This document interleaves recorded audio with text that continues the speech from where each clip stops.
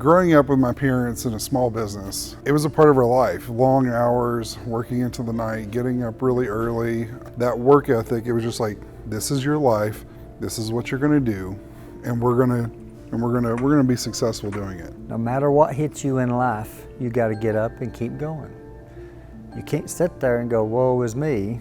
You brush it off and you keep going. Both my mom and dad were go-getters, I guess if you want to say it that way. They went through a lot and they did a lot. When you had things to go wrong, you had to take care of those. And I mean, if you want to do something, you do it. Is my parents actually worked 2 jobs, my dad did, to put me through 2 different private schools at the same time.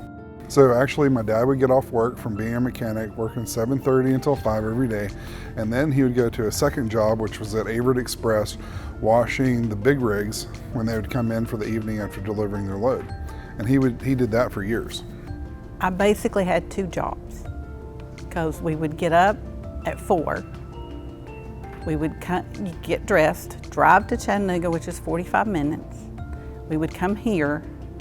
I would clean, straighten up, put things where they needed to be, get everything all set and ready to go, and then zoom, I was gone, be over at Econo about 7:15, start to work at there 7:30.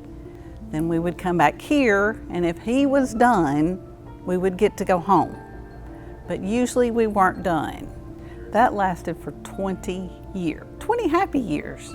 I grew up with a dad who always worked, but he was there at all of my events, all my games, everything, tirelessly, working, but then showing up for our events. But we grew up knowing that our dad was working, and that's how he showed us that he cared. And of course, I also went back to my father. His business on Russell Boulevard was S&S Motor Sales. So I took that name, S&S, because I figured if his name could do good with what he did it with, I could do the same thing. So that's what I did, and that's what S&S Auto Repair. And we started by myself. I was the mechanic, I was the service writer, the secretary, I was all of it. The parts person, I was all of it. And then it got to a point, I guess within 3 months, I had to hire another mechanic. One thing that I would really hold on to that my dad really instilled into me would be take care of the customer. No questions asked, no matter what it takes. Take care of the customer. They're the most important person.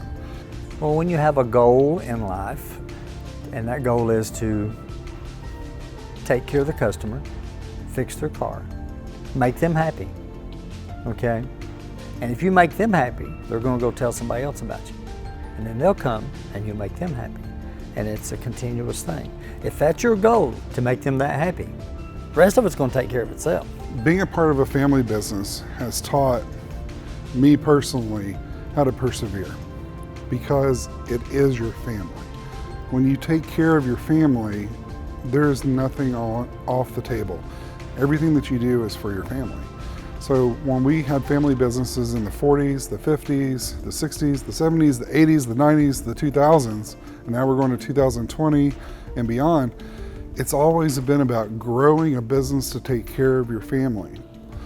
So we've always been taught, you're taking care of the customer, you're taking care of your employees. You take care of your customers, you take care of your employees, they in turn will grow your business for you. And that way that it can be sustainable and it will be generational.